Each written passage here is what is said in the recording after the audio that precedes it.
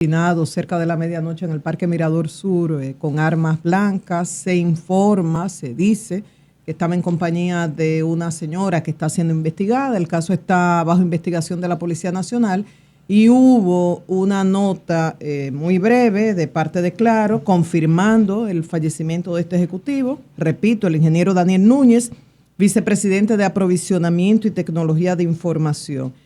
Dice la nota de Claro que fue víctima de un incidente delictivo en el Parque Mirador Sur en la noche de ayer miércoles. ¿Un incidente delictivo? Sí, así lo califica Claro. Y que se está investigando y que la empresa confía en que el caso será resuelto en breve plazo y que de manera oficial se ofrecerán los detalles del mismo. Y que Claro agradece las demostraciones de apoyo. Muy lamentable, y ahora la pregunta de todos es ¿por qué? O sea, ¿cuál fue el móvil? Bueno, Marilena, yo creo que uno tiene también que ser, como decía la persona que vino aquí, uno tiene que ser también preventivo, Marilena, porque, caramba, usted a medianoche ahí en el Mirador, entretenido con una dama, pero ven acá. Pero ¿qué es lo que usted está buscando? No, es una área peligrosa, es oscura. Pero hasta corriendo, si es a las 7 o a las 8 de la noche. En el Mirador, después que el sol se acuesta, no hay nada que hacer. Es una zona muy oscura, sí. Yo estoy de acuerdo contigo. ¿Y qué tú buscas? ¿Y que te maten? Solo tú pasa... Tú no buscas otra cosa. Si usted quiere que lo maten, váyase ahí, usted se pone en un sitio oscuro, y usted se entretiene. Eso es verdad, pero también es verdad que da pena y vergüenza que el Estado no tenga la capacidad de garantizarte tu integridad física y que ya tú sepas que eso es tierra de nadie. Coge a la medianoche. Que ya tú sepas que eso es tierra de nadie. Coge a la medianoche. La responsabilidad del Estado debería garantizarla a toda hora y en todo lugar. Es verdad lo que tú dices, o sea, uno tiene que tomar sus medidas precautorias y como tú coges a las 12 de la medianoche para un área oscura, para un área que tiene precedentes de víctimas de violencia, de delincuencia y de asesinatos y robos y atracos, pero qué pena que tengamos que pensar de esa manera, porque te doy la razón, no estoy diciendo que no estoy de acuerdo contigo, estoy de acuerdo contigo, pero qué pena que tengamos que pensar así. O sea, qué pena que un ciudadano diga, yo no puedo entrar ahí es una zona donde yo no puedo pasar, esa es una zona donde yo no puedo ir, porque ahí me atracan, ahí me matan, porque lo ideal sería que el Estado garantizase un estado de seguridad en todas partes, a todas horas. Entonces, la pregunta de cuál fue el móvil, por qué mataron al ingeniero Núñez, no hay respuestas a esa pregunta todavía. La policía está investigando, pero en el transcurso del programa chequearemos. De todas maneras, yo estoy de acuerdo con lo que dice Julio. Pienso que tú también tienes razón, pero el que tiene vehículo no tiene nada que hacer esa hora en el parque. Solo se justifica que atraviese el parque, asumiendo el riesgo aquellas personas que viven, por ejemplo, en la José Contreras y quieren evitarse un tramo y cortar y bajar por una de las escaleras. Esas personas yo las he visto 9 de la noche, 10 de la noche, cruzar a oscuras, asumiendo un riesgo enorme. Claro. Víctor Gómez. Sí, pero a propósito de este tema de vehículos que tú hablabas de pasar por la avenida Mirador Sur, el presidente Danilo Medina ayer en su discurso, a mí me pareció un discurso muy atinado y acorde con la situación que se está viviendo en la República Dominicana, sobre todo en lo referente a la parte económica. Era un auditorium empresarial, era la Cámara Americana de Comercio, o sea, creo que fue un discurso acorde.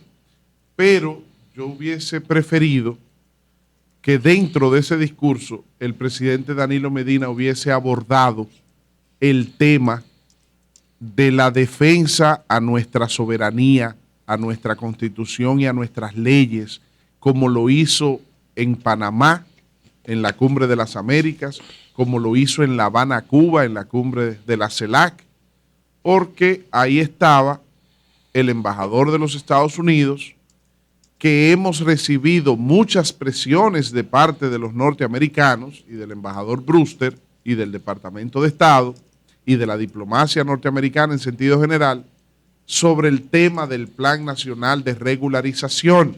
Entonces, un par de párrafos en el discurso del presidente tocando ese tema, yo creo que no hubiesen hecho ningún daño, yo creo que no hubiesen afectado la imagen del presidente, ni mucho menos afectado su candidatura. Creo que inclusive todo lo contrario en ese sentido, porque no podemos permitir cuestionamientos a nuestras políticas migratorias cuando nuestras políticas migratorias han estado fundamentadas en nuestra Constitución y en nuestras leyes. Y cuando el propio presidente Danilo Medina ha sido el principal abanderado del proyecto de ley de naturalización que fue y lo presentó al Congreso y fue y lo discutió con los principales líderes nacionales, y que hemos hecho una serie de excepciones con fundamentos jurídicos para procurar un plan nacional de regularización, que hoy aparece en algunos medios la reseña de que las personas que han sido favorecidas con el documento que regulariza su estatus migratorio en el país no han ido a retirarlo.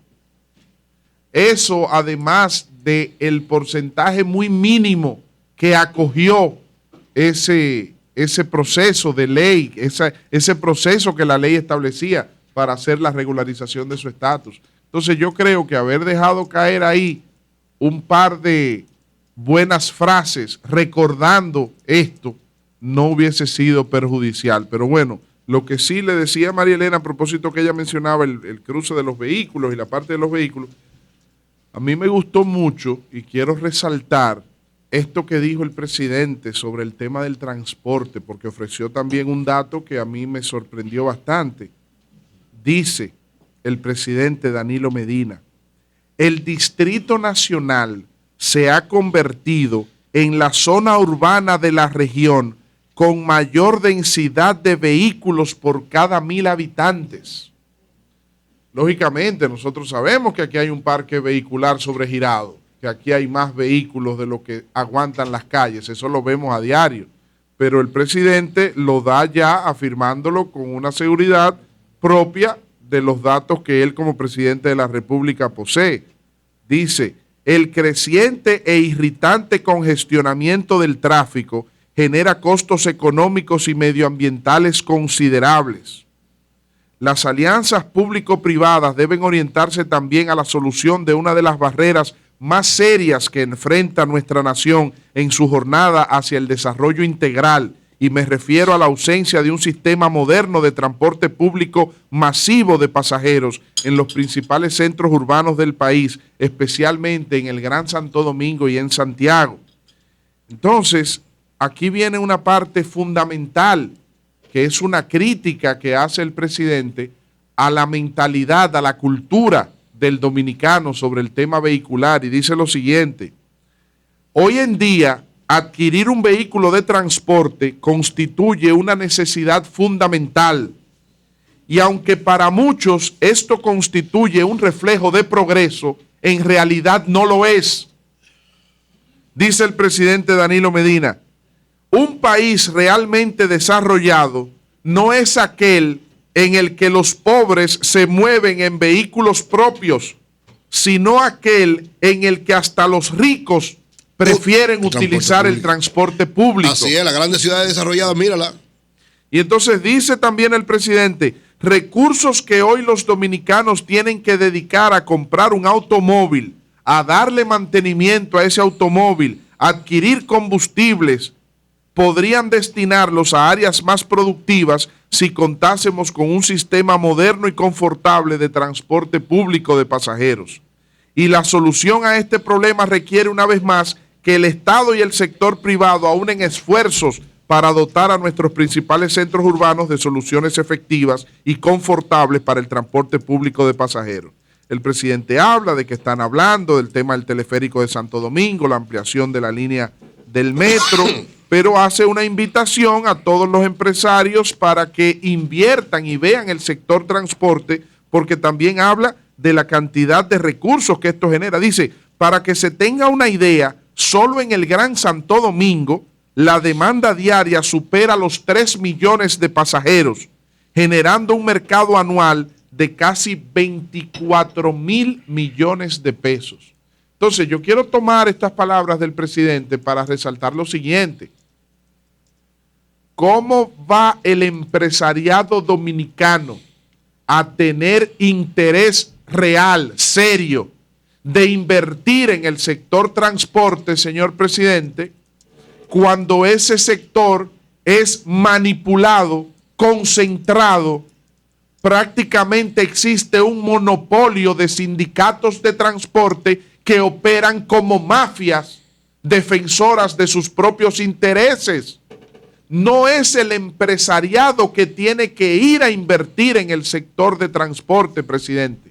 Creo que antes que la inversión del sector privado al sector transporte, lo que procede es la intervención del Estado al sector transporte para eliminar una serie de trabas, corregir una serie de errores, ponerle el cascabel al gato en el tema del transporte, y que los gobiernos y los presidentes, sin importar partidos, sin importar quién haya ocupado la presidencia, ustedes saben que en los últimos años el gobierno es chantajeado permanentemente por esos sindicatos de transporte.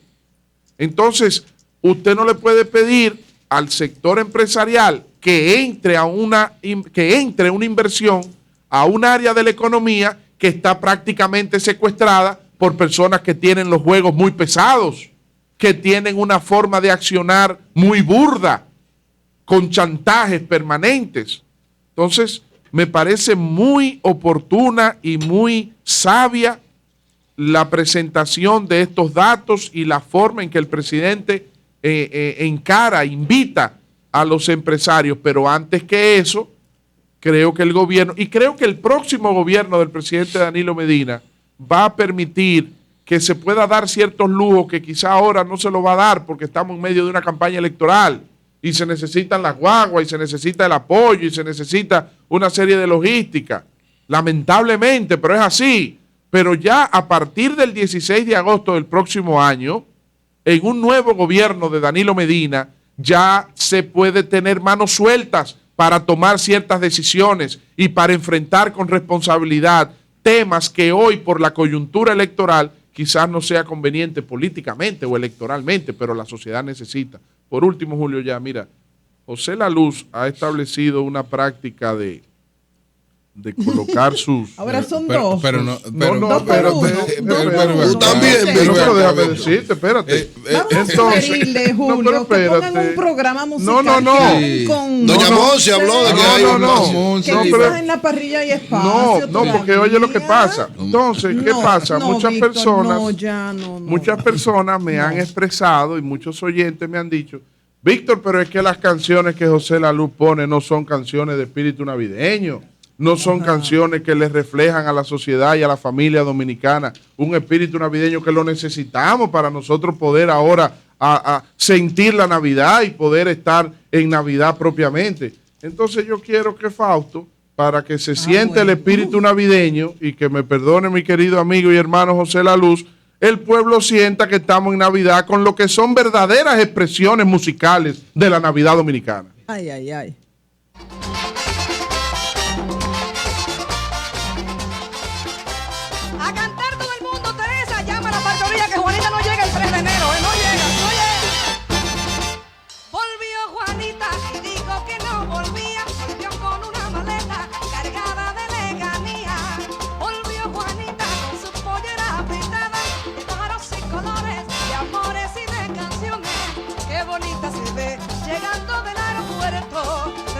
A su gente y a su pueblo, ay, Juan y Manuel, la dulita piel de canela, cuando bailaba la rumba, el noche de luna llena, tu cuerpo de palmera, sabor de coco y canela, alegría y aguardiente le resbalaban por las caderas.